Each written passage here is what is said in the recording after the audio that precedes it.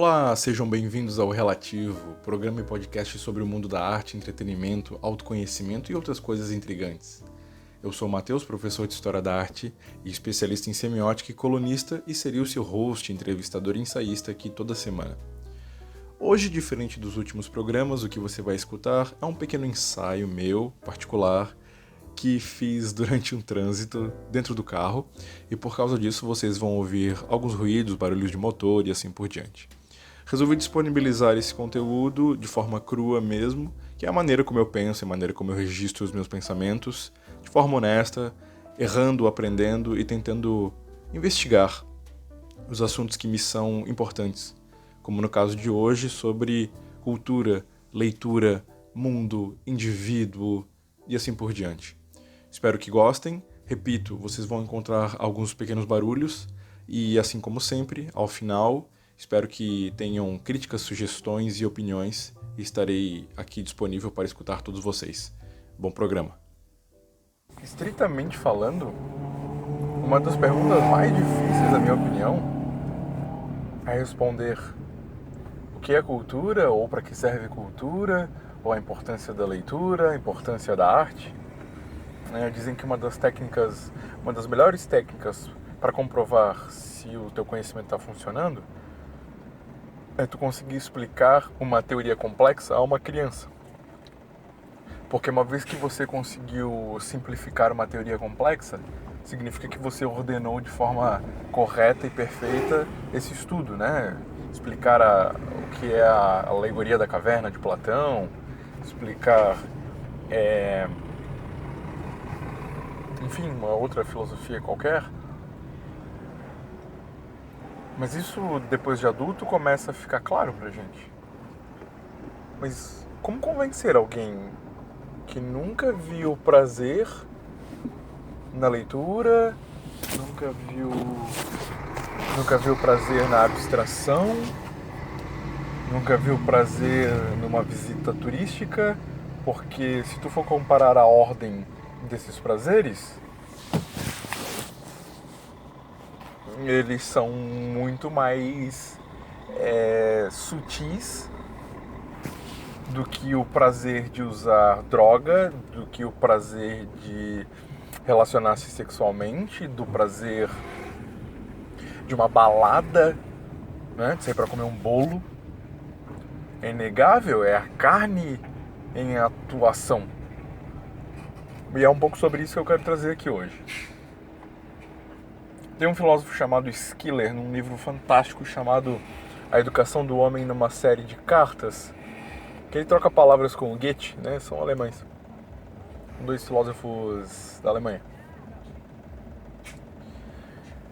E o Schiller fala o seguinte, que os seres humanos são criaturas de três ordens.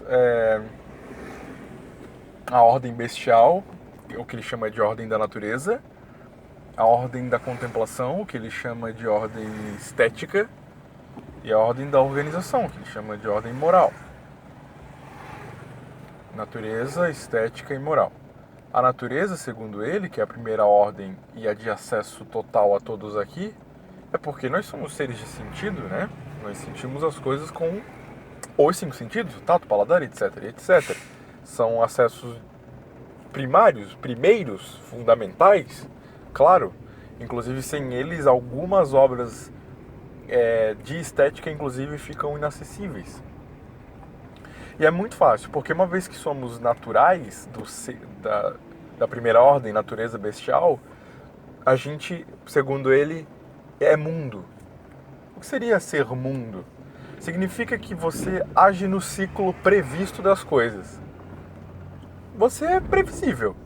Você caça, come, vai ao banheiro, transa. O ciclo você só você está sendo, né? O que Hannah Arendt chama de corpo-labor, corpo-trabalho. Seu corpo está em atividade constante o tempo todo, funcionando, uma máquina. Isso é comum a todos nós. É de se pensar que possamos superar, afinal, existe essa distinção, essa conversa de que somos racionais e bestiais ao mesmo tempo, e uma das lutas da sociedade é transcender, equilibrar tais estruturas, né? Agora, o que seria a ordem estética? A ordem estética é o que a gente chama de ordem do belo? De beleza? Apenas isso? Na verdade, não. Na verdade, é mais que isso. É a ordem da contemplação. É a ordem de se ver em terceira pessoa. Como assim? Porque se na primeira ordem você é mundo e é previsível, é ciclo, é animal, na segunda instância, você de alguma forma superou a sua própria animalidade, reconhecendo-se assim, né? Porque não sou biólogo e nem tenho especialidade nisso, mas os animais reconhecem-se a si no espelho. Eles olham para o espelho e pensam: aí estou eu, esse sou eu no mundo, essa é a minha forma. Ele pode até sentir uma presença, mas reconhecer-se eu? Acredito que não. Tanto que alguns ainda lutam consigo mesmo no reflexo, né? Estão na ordem da previsibilidade animal. Então a ordem estética é conseguir passar essa animalidade. Agora, como que passa? Como se torna um ser de contemplação? Como que se chega ao dado da criação? Quando se tem algo para contar. Quando você tem alguma coisa para contar, quando tu percebeu alguma coisa. Para perceber alguma coisa, tu saiu da tua ilha, tu tá olhando a ilha de fora. Como que se acontece isso? Com o dado da responsabilidade. A responsabilidade é muito forte. E eu não falo aqui de uma responsabilidade vazia, como a gente escuta desde criança. Você tem que ser uma pessoa responsável, né? Tu vai aprender isso com o tempo, errando muito. O dado da responsabilidade é tu não ser responsável apenas por si, mas por outros. Eu aprendi isso sendo professor, no caso, né? Responsável pela educação do outro. Poxa, responsável pela educação do outro. Isso foi botar uma corda no meu pescoço de uma maneira...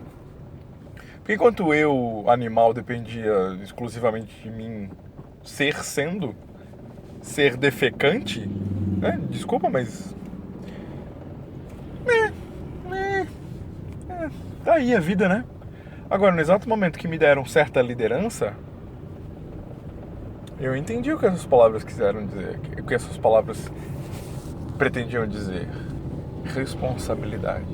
E eu fui obrigado, isso era o meu dever, a começar a olhar as coisas em terceira pessoa, olhar pelos outros, olhar o mundo estético e contemplá-lo e conseguir tirar padrões, tirar modelos, tirar ciências, tirar caminhos, e daí a gente percebe o valor da história.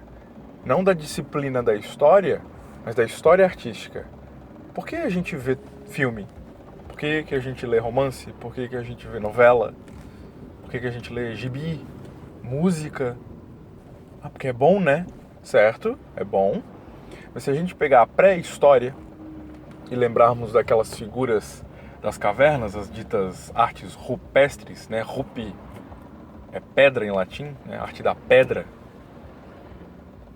Se a gente estudar um pouco da antropologia dessas imagens, a gente sabe que os homens primitivos não porque eles eram bárbaros ou ignorantes, mas porque eles são primeiros na ordem dessa história, né? Não são inferiores nesse caso. Inclusive a inteligência, a capacidade de consciência e criatividade não mudou muito desde aquela época. Então é tudo muito parecido.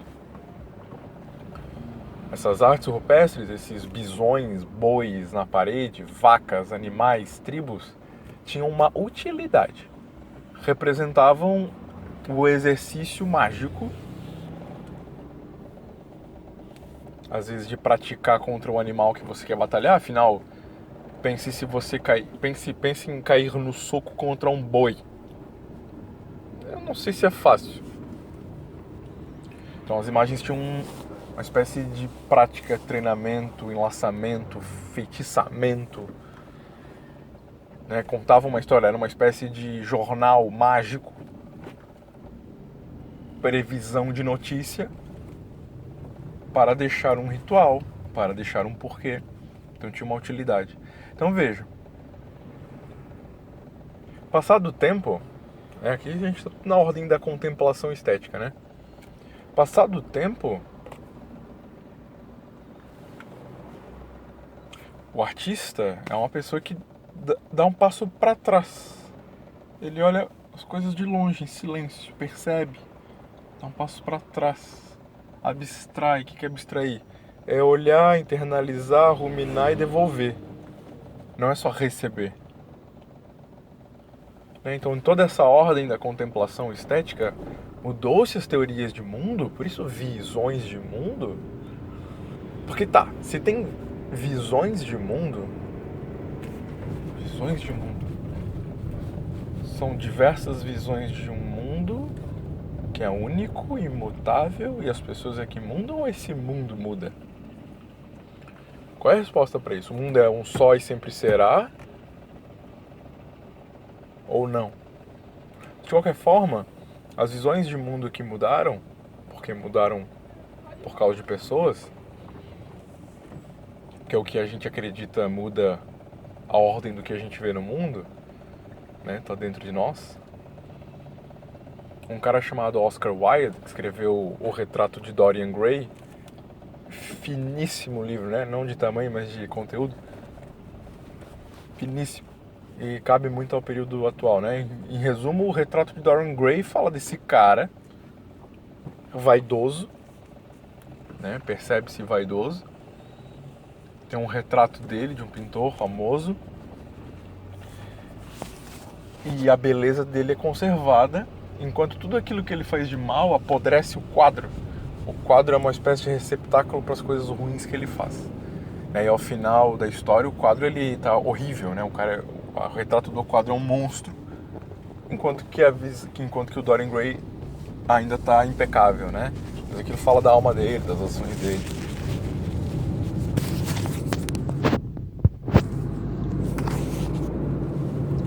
E o Dorian Gray fala o seguinte na abertura do livro, né? Não é dentro da história, mas um prefácio ali. Ele fala assim: a arte é completamente inútil e assim deve ser. A arte é completamente inútil? Que? Como assim? Mas Dorian Gray... Mas Oscar Wilde... Como assim? As coisas não são mais como eram no passado. E quando ele fala inútil, não é que não serve pra nada, tem que jogar fora. É porque, veja bem, uma colher, uma ferramenta, é útil para segurar, coletar, puxar. Agora, o livro em si é útil igual a colher? Alguns vão dizer, claro, me fez pensar, é uma utilidade intelectual. Outros vão falar, realmente, não é útil igual uma colher. Não pode... Só se eu pegar o livro em si, entortar ele e puxar o arroz que eu tenho que comer. Isso é uma bosta, não vai dar.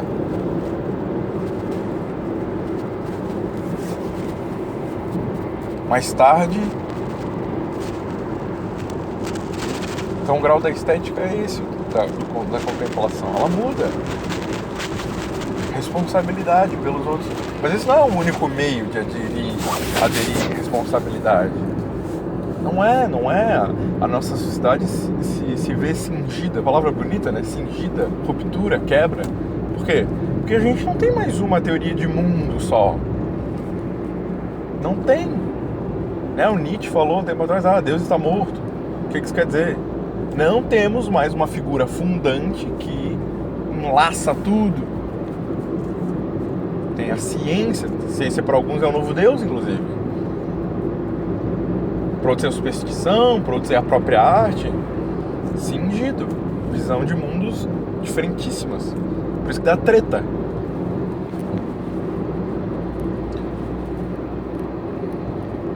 Por isso que vem ideologia. E por último, a visão moral.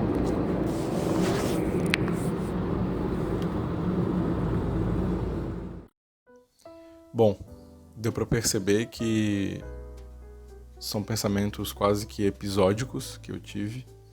É curioso ouvir agora. Eu tenho algumas coisas que eu fico... Esse exemplo não tá bom. tá esquisito, dá até uma certa vergonha. Mas eu acho essencial disponibilizar, eu acho essencial escutar de novo como uma espécie de memória de mim mesmo. E no programa anterior, conversando com o Binotto e com a Bruna, até justifiquei pra mim mesmo, né? A gente às vezes fala as coisas que são nem pro outro, é pra gente, né? Que esse podcast é uma espécie de diário e memória. Espero que tenham gostado e a gente se vê no próximo episódio. Abraço.